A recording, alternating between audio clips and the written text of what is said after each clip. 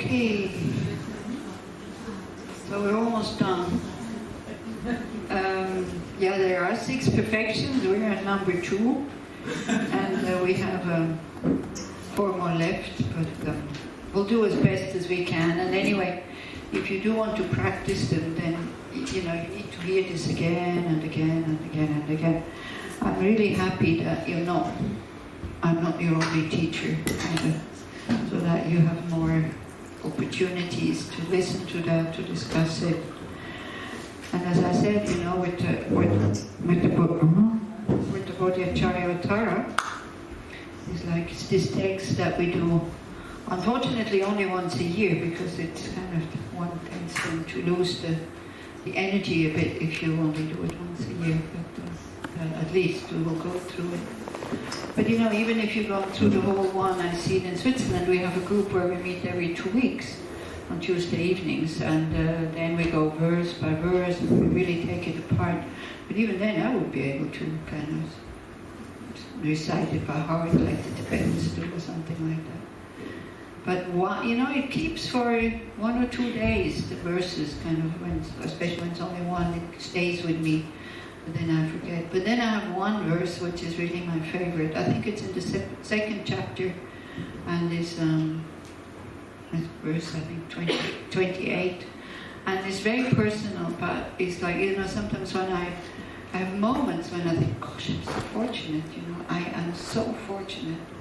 And there's this verse which says, like a blind man finding a jewel in a heap of garbage, to an idiot like me, kind of, bodhicitta has not arisen, but at least, I show kind of interest for it, that I'm interested. Like a self-concerned person like me, like it's so rare, that it hit me, I think, the teachings about this exactly the right moment so that it could go in. Like when you have a door that is very stuck and then you need, with an iron, you try to. So I think it's the gurus who, at least they put the iron in the right space, not like. But this is it, I feel really, really fortunate that I'm interested in these things, and I have the opportunity to put effort into practicing them, and to teach you, because teaching is like the best way to learn. It's the best way to learn. So thank you very much for your kindness to have come here.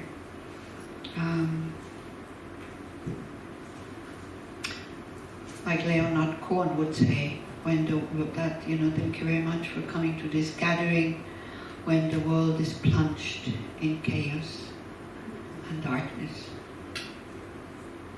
And it is.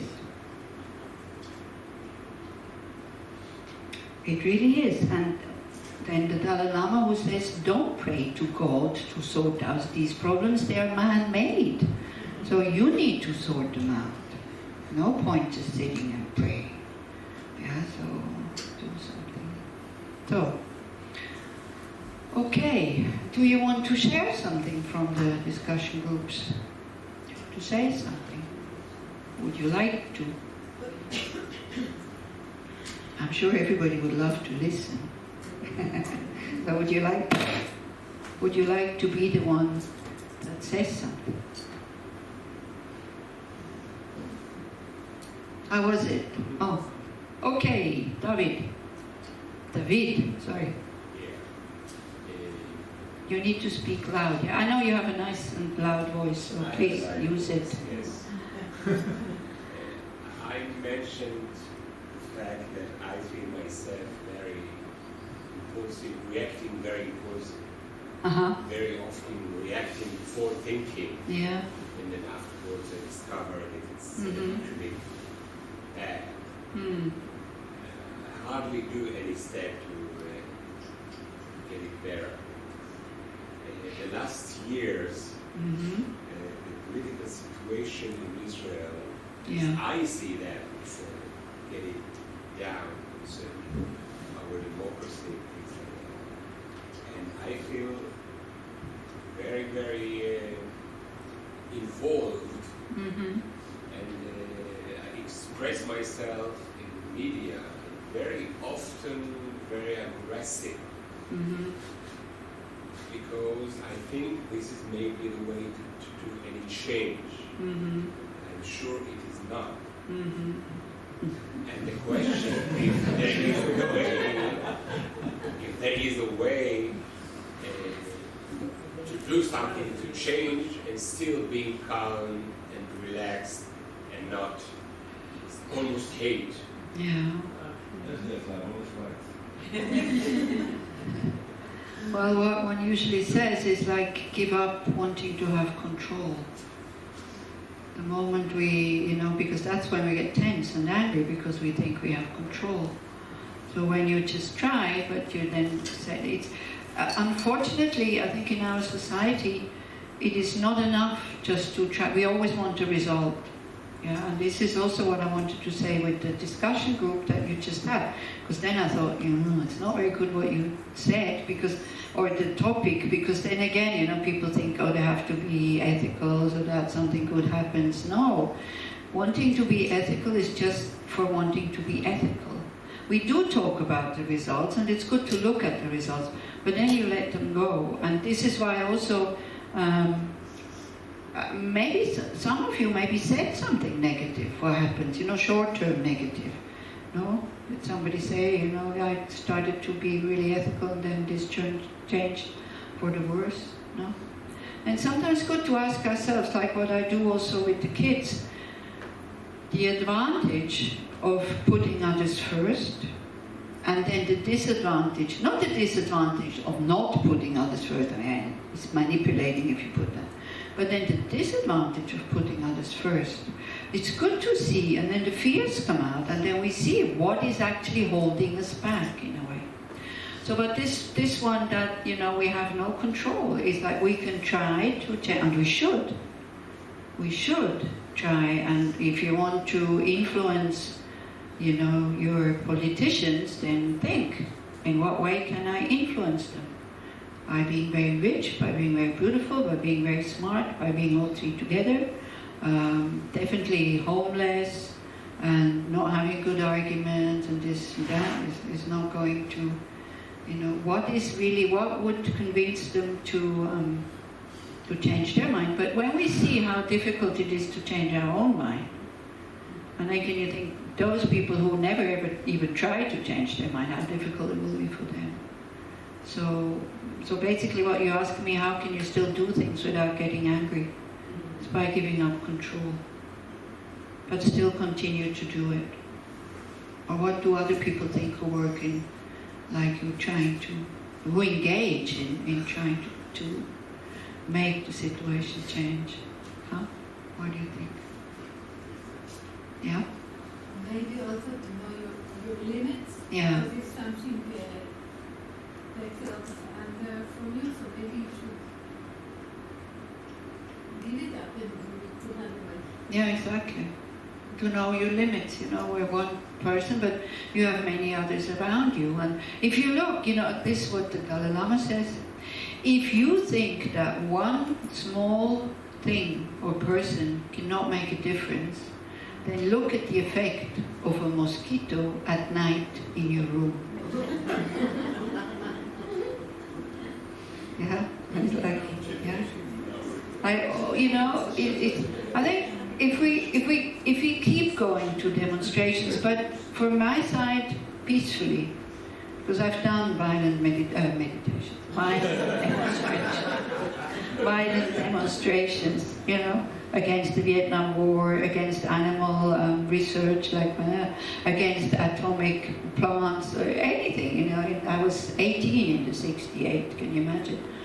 But I was very violent, and at the same time, I told you already, it's like Baader-Meinhof group they were my idols. I would have followed them if I would have been in Germany, like this, because, I look at all these Nazis who now have these, high posts and earn a lot of money, and nobody's going after them, and let's kill them. But then the driver gets killed at the same time. If we blow up the car, well, too bad. But at least one Schleier, boom, he's gone. A bit like this. I was very, very violent.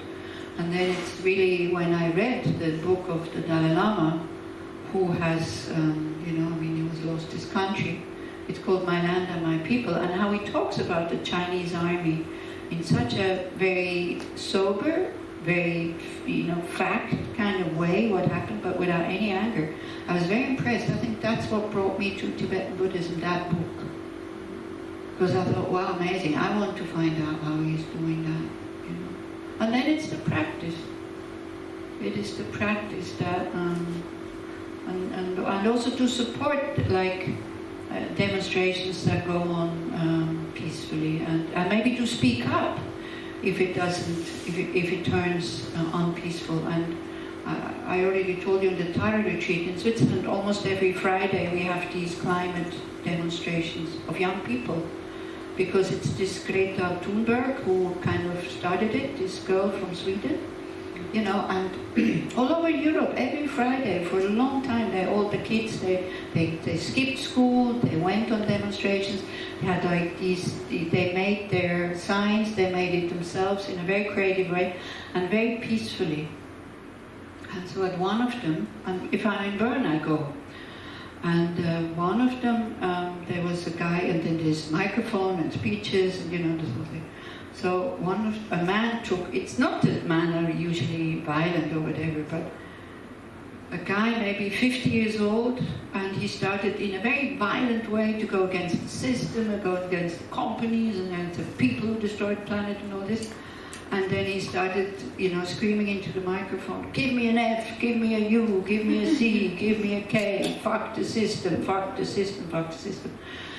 And then a young girl, maybe 16 years old, it's difficult for me to tell you without starting to cry, because I was so moved. She takes the microphone and she says, sorry, this is not what we're doing here. We don't want to be like this. So if you want to be part of the demonstration, then that's not the mood that we want. And then she says, anyway, fuck has to do with sex. And sex should be something that is made out of love and not with aggression. A 16-year-old girl in front of thousands of people.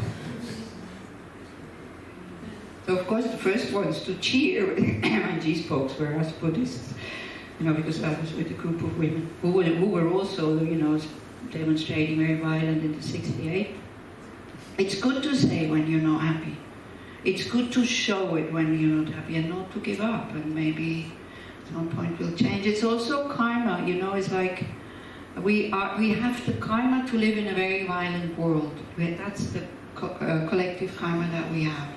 So if we want to change that, we need to purify. We need to purify, and we definitely don't purify with anger. But again, the aggression is not really you screaming and you shouting. The aggression is then when you start hating your government and your politicians. And when you hate them and you have an opportunity to talk to them, they don't want to listen to you because you're abusing them.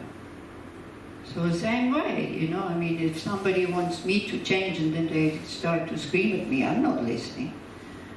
So a bit like this. You see, if I could give you an answer that then would change the situation again, I'd be world famous. So I don't know. And to pray. When we feel totally useless, to really go, and not pray to a God or to a Buddha, but just these aspirations. May this violence stop. May this violence stop. May there be peace. May there be peace. And then, I can only quote these very high beings, Thich Nhat Hanh, who says, you have no right to ask somebody else to be peaceful when you don't have the ability to be peaceful in every situation. It's easy to be peaceful when everybody's nice to you, and we are not even able to do that sometimes. Like the smallest thing is getting on our nerves or something like that. So first we learn to be peaceful, but again, peaceful doesn't mean that you don't do anything. That's what people hear. Oh no, then this is why, that's a wrong understanding of being peaceful, not to do something. But it's very complicated, and to really get to know and to understand and to be able to distinction, what is this now? Is it aggression, or is it, is it necessary to scream and shout? Or it's so difficult, and you can only see it with mindfulness, basically, and to be like 100% honest with yourself also. And very often I thought I had a good motivation, but then slowly looking at it or a little bit later, Or also arrogance, we forget arrogance. We don't talk enough about arrogance. It's also one of the 6, 5, is it in the 6 also? Definitely in the 5 mental poisons. This thing, I was sitting in meditation, and again, instead of meditating, I was kind of trying to sort out a problem, because we had somebody came from outside, and we said, okay, you can have that room. Somebody else also said, you can have that room. So we had kind of a double booking, like in a hotel, but we're not hotels, and I was kind of, where can I send her, and all of a sudden, this person, she will be able to go there. And then this rush of kind of very unconscious, but this very good feeling of, look at me, I can sort out everybody's problems. Not consciously here, but here. And then I caught it, and then I thought, hey, okay, you were thinking about this other person that you know what nobody else knows, but you know a lot of people, so it's okay. So this kind of, the good feeling about ourselves is like, wow. Very, very often with me goes into arrogance, kind of I'm better than others. So that also creates like negative karma, that we're not finding what we want to find. And I'm very good at this. And it goes very unconsciously. And it's very fast. This one, I think I put it down because it doesn't go with the idea. Okay, yeah, sorry David, but continue. Great merit. This is what we discussed today. You want to help others, you want to benefit people. If you don't have enough positive energy to do it, you can't. So also, sometimes the lamas, when nothing works in your life, everything breaks apart, and they said, okay, stop for a while, do outside, and go for maybe 1-2 weeks or a month to mandala offerings. But for that you need to know what it is, and you need to learn, the phase that the Buddhas received these things and all this, because that creates a lot of merit. And it's easy, it doesn't cost anything, because you're always offering the same little stones that you have on your plate. It's like little kids playing with sand, you make heaps and then you offer it, but the visualization is like really big.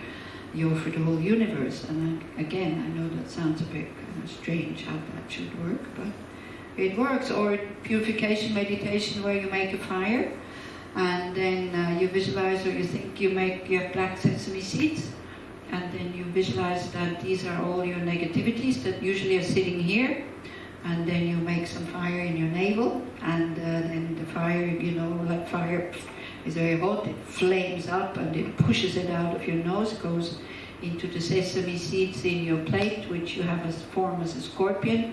And then the fire, you offer it to the fire very gracefully, and you think that there's Doji Kagyo sitting in there as a Buddha who can transform your negativities. So it's another thing. Kids like to do that, actually. Me also. I love Doji Kagyo.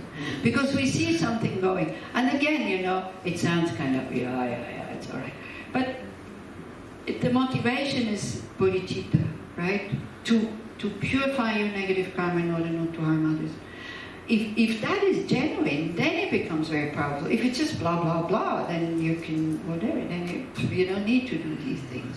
But if that is genuine, and because also visually you see that something gets transformed, so it can have a big effect on your mind, can have. Yeah. Can you repeat this purification? Huh? Can you repeat the purification? The purification is like, you know that you have kind of not enough positive energy, or you know that you have hindrances in order to do what you want to do. So you make a fire, and then you have black sesame seeds, or you can take quetzal here, it's very easy, you find everywhere. And then you form scorpion, scorpion, then the animal people come and say, why scorpion? It's not a real scorpion. So even if you are an animal activist, you'll be afraid of a scorpion. You will not take the scorpion into your bed. And it's not a real one, and it represents poison. Because a scorpion is poisonous, isn't it?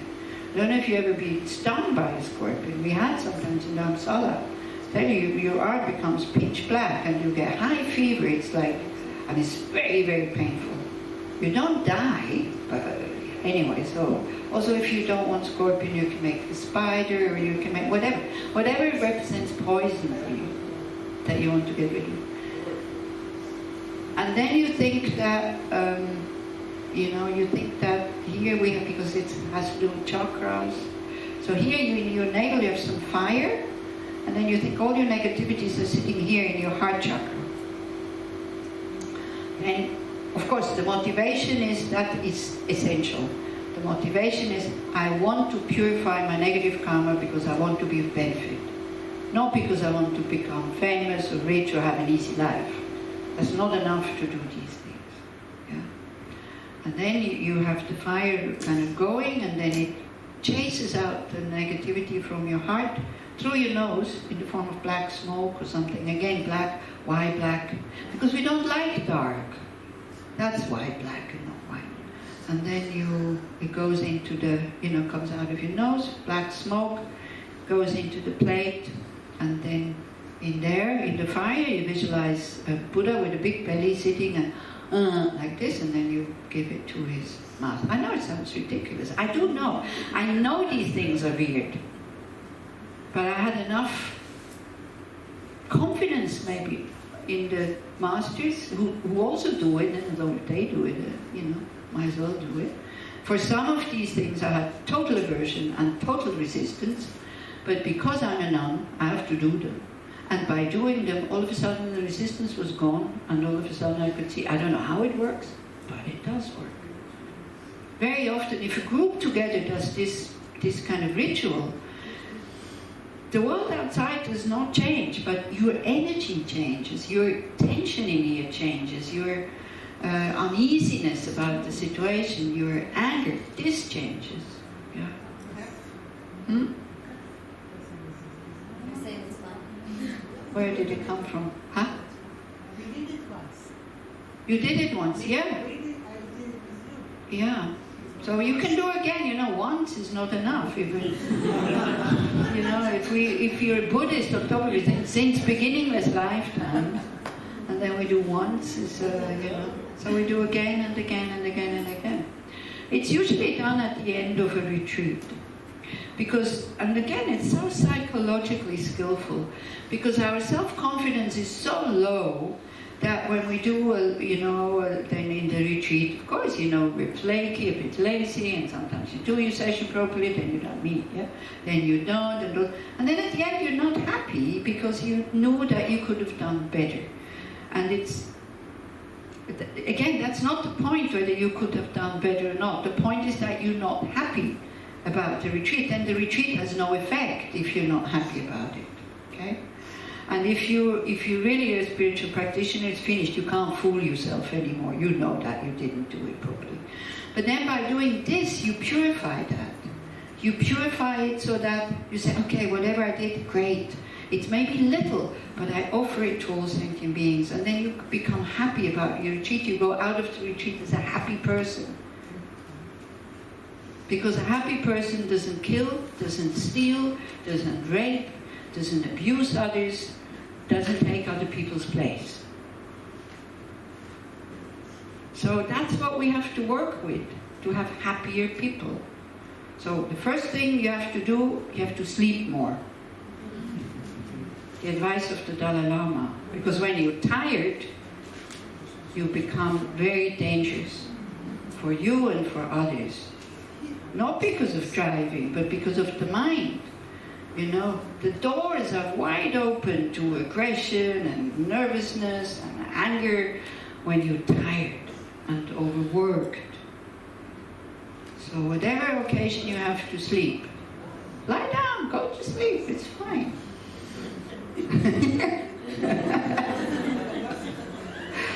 I was just taking you as an example, you're doing exactly the right thing.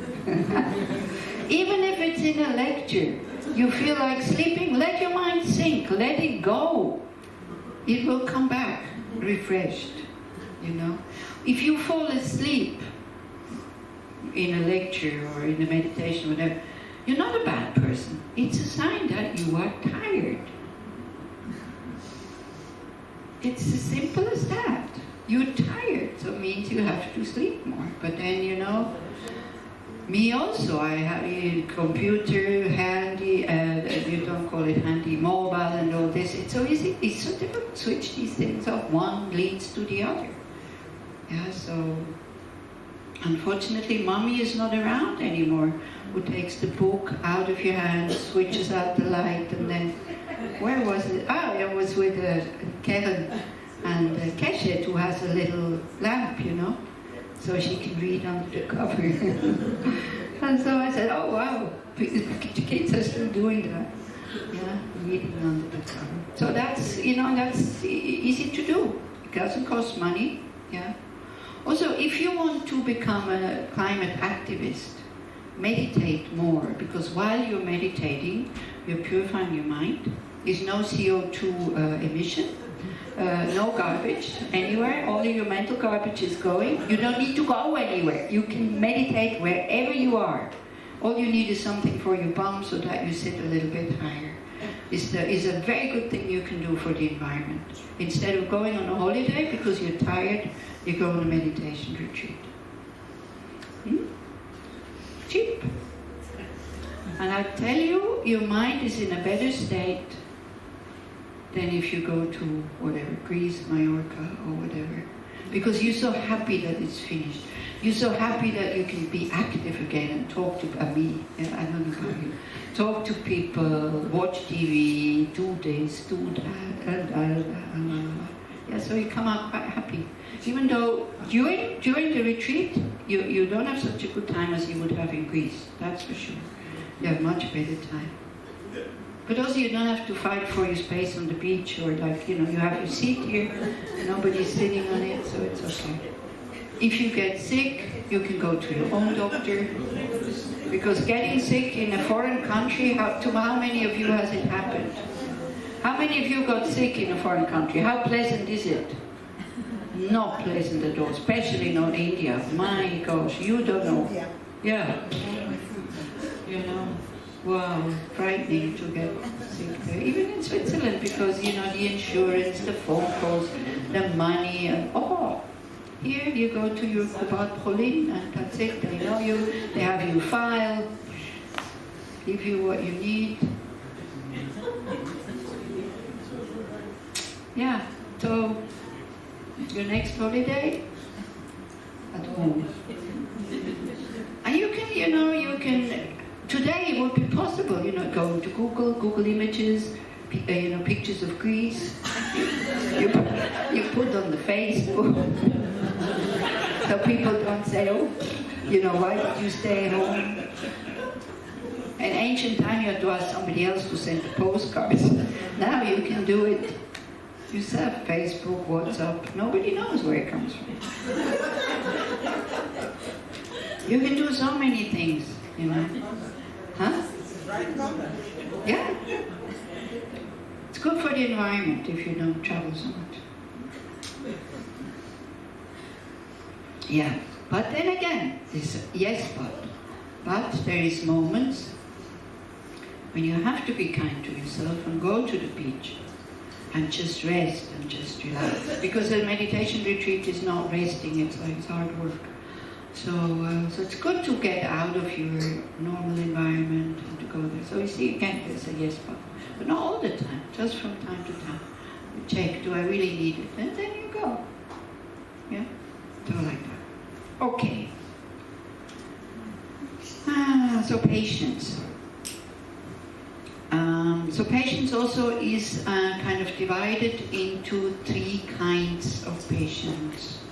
With the generosity we had, being generous with material things, being generous with your time, like giving protection, and being generous with, you know, helping people when they don't know how to sort out their life, or giving dharma.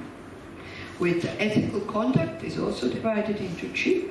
It's like stopping to harm others, purify what you already have done, creating positive energy, virtue, and helping others as much as you can already now in these ways that we said. Patience also is divided into 3, means you put up with hardships in life. You learn to